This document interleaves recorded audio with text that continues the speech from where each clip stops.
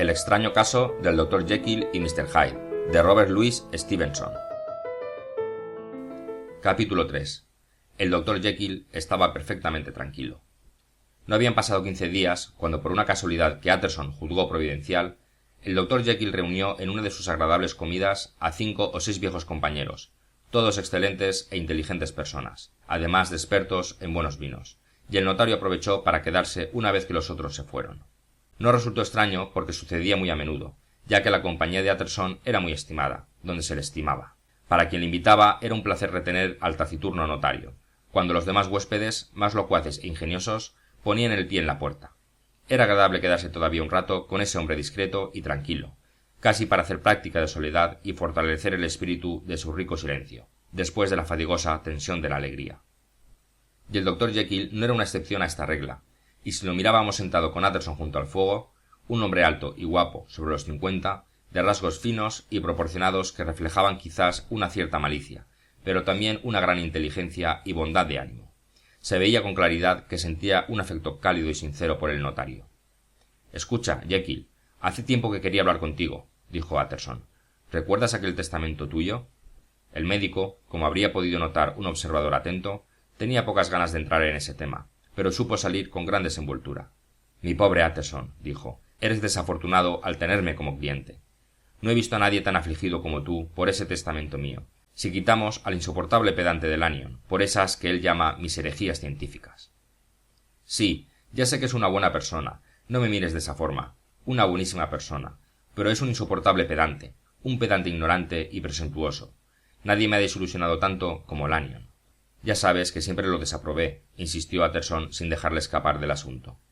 «¿Mi testamento? Sí, ya lo sé», asintió el médico con una pizca de impaciencia. «Me lo has dicho y repetido». «Bien, te lo repito de nuevo», dijo el notario. «He sabido algunas cosas sobre tu joven Hyde». El rostro cordial del Dr. Jekyll palideció hasta los labios, y por sus ojos pasó como un rayo oscuro. «No quiero oír más», dijo. «Habíamos decidido, creo, dejar a un lado este asunto». «Las cosas que he oído son abominables», dijo Utterson. «No puedo hacer nada ni cambiar nada. Tú no entiendes mi posición», repuso nervioso el médico. «Me encuentro en una situación penosa, Utterson, y en una posición extraña, muy extraña. Es una de esas cosas que no se arreglan hablando». «Jekyll, tú me conoces y sabes que puedes fiarte de mí», dijo el notario. «Explícate, dime todo en confianza, y estoy seguro de poder sacarte de este lío». «Mi querido Utterson», dijo el médico, «esto es verdaderamente amable, extraordinariamente amable por tu parte. No tengo palabras para agradecértelo, y te aseguro que no hay persona en el mundo, ni siquiera yo mismo, de la que me fiaría más que de ti, si tuviera que escoger. Pero, de verdad, las cosas no están como crees, la situación no es tan grave. Para dejar en paz a tu buen corazón, te diré una cosa. Podría liberarme del señor Hyde en cualquier momento que quisiera. Te doy mi palabra. Te lo agradezco infinitamente una vez más, pero, sabiendo que no te lo tomarás a mal, también añado esto. Se trata de un asunto estrictamente privado, por lo que te ruego que no volvamos sobre el mismo». Utterson reflexionó unos instantes, mirando al fuego. «De acuerdo, no dudo que tú tengas razón», dijo por fin levantándose. «Pero, dado que hemos hablado, y espero que por última vez», retomó el médico, «hay un punto que quisiera que tú entendieses. Siento un tremendo afecto por el pobre Hyde.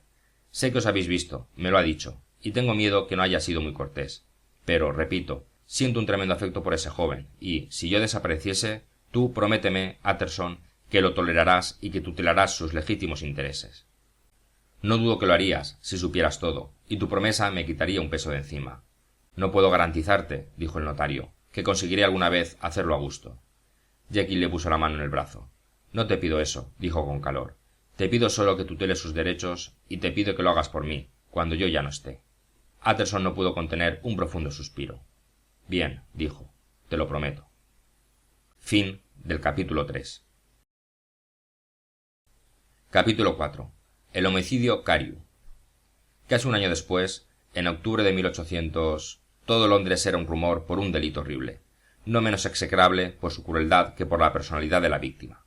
Los particulares que se conocieron fueron poco pero atroces. Hacia las 11, una camarera que vivía sola en una casa no muy lejos del río había subido a su habitación para ir a la cama. A esa hora, aunque más tarde una cerrada niebla envolviese la ciudad, el cielo estaba aún despejado, y la calle a la que daba la ventana de la muchacha estaba muy iluminada por el plenilunio. Hay que suponer que la muchacha tuviese inclinaciones románticas, ya que se sentó en el baúl que tenía arrimado al alféizar, y se quedó allí soñando y mirando a la calle. Nunca, como luego repitió entre lágrimas, al contar esa experiencia, nunca se había sentido tan en paz con todos ni mejor dispuesta con el mundo. Y he aquí que, mientras estaba sentada, vio a un anciano y distinguido señor de pelo blanco que subía por la calle, mientras otro señor más bien pequeño, y al que prestó poca atención al principio, venía por la parte opuesta. Cuando los dos llegaron al punto de cruzarse, y esto precisamente debajo de la ventana, el anciano se desvió hacia el otro y se acercó, inclinándose con gran cortesía. No tenía nada importante que decirle, por lo que parecía. Probablemente, a juzgar por los gestos, quería solo preguntar por la calle, pero la luna le iluminaba la cara mientras hablaba, y la camarera se encantó al verlo, por la benignidad y gentileza a la antigua que parecía despedir, no sin algo destilado, como por una especie de bien fundada complacencia de sí. Dirigiendo luego la atención al otro paseante, la muchacha se sorprendió al reconocer a un tal señor Hyde, que había visto una vez en casa de su amo y no le había gustado nada. Este tenía en la mano un bastón pesado, con el que jugaba, pero no respondía ni una palabra y parecía escuchar con impaciencia apenas contenida. Y luego, de repente, estalló en un acceso de cólera, dando patadas en el suelo, blandiendo su bastón y comportándose, según la descripción de la camarera, absolutamente como un loco. El anciano caballero dio un paso atrás, con aire de quien está muy extrañado y también bastante ofendido.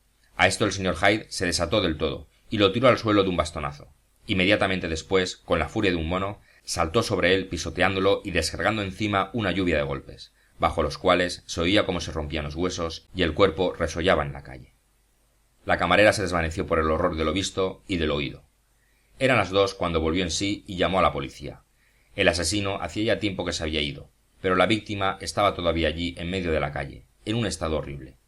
El bastón con el que le habían matado, aunque de madera dura y pesada, se había partido en dos en el desencadenamiento de esa insensata violencia, y una mitad astillada había rodado hasta la cuneta, mientras la otra, sin duda, se había quedado en manos del asesino. El cadáver llevaba encima un monedero y un reloj de oro, pero ninguna tarjeta o documento, a excepción de una carta cerrada y franqueada que la víctima probablemente llevaba a correos y que ponía el nombre y la dirección del señor Utterson. El notario estaba aún en la cama cuando le llevaron esta carta, pero apenas la tuvo bajo sus ojos y le informaron de las circunstancias, se quedó muy serio.